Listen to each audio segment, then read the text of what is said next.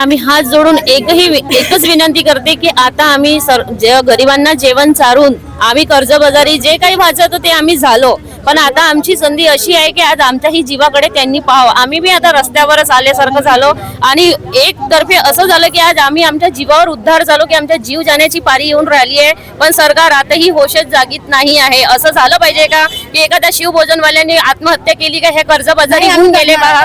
काही कास्तकार करते आत्महत्या, त्यांना तुम्ही कर्जमाफी करता. आम्ही आमच्या मेहनतीचे पैसे मागत आहोत, तुम्हाला आताही तुमच्या कानामध्ये अशी कडकडून विनंती नाही जाऊन राहिली का हे हात जोडून शिवभोजनवाले 10 महिन्यापासून पैसे मागत आहे की त्यांची तुम्ही मागणी पुरी करा. अगर आमच्या मेहनतीचे पैसे अगर नाही भेटत असन तर मी स्वतः म्हणते आज कर्ज केले आहे, आमच्या जीवाला अगर कमी जास्त झालं तर हे सरकार आमची गॅरंटी घेणार आहे का आज आमचे मुलं बाळ किंवा आम्ही आमच्या हॉस्पिटलला जाऊ शकत आहे?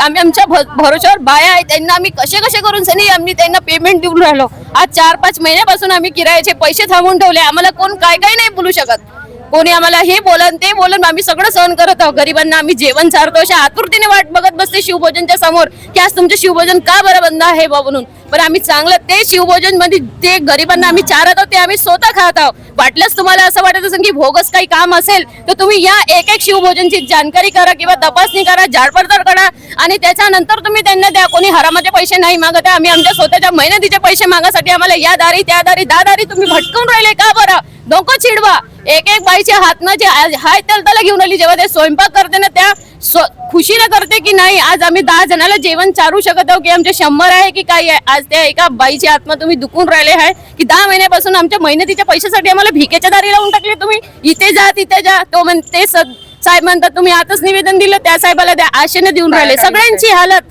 आणि सगळ्या शिवभोजनवाल्यांची आज अशी एकता होऊन गेली आहे की ते खरोखर त्रासून गेले. तुम्ही 10 महिन्याचे पैसे अगर एक सोबत मागत असेल तर ते चुकीचे असेल का? आमचे 10 महिन्याचे तुम्ही पैसे एकत्र नाही देऊ शकत तर 2-2 महिन्याकरिता आम्हाला पैसे द्यावे म्हणजे द्यावे. आमच्या मेहनतीचे पैसे आहेत ते आम्हाला पाहिजे. आम्ही आमच्या हक्काचे पैसे आपले जे त्यांना सोयी सुविधा आहे एवढा आमदार खासदारावर खर्च व्हायलाच पूर्ण पाहिजे, निवडून देतात कारण की लोकांच्या कडून कर्ज मिळायलाच हक्क मिळायलाच पाहिजे. तुम्ही तुमच्या जे आहे तुमचं जे काही तुमच्यावर एवढा जो खर्च होत आहे तो कमी करा आणि आमचे पैसे द्या.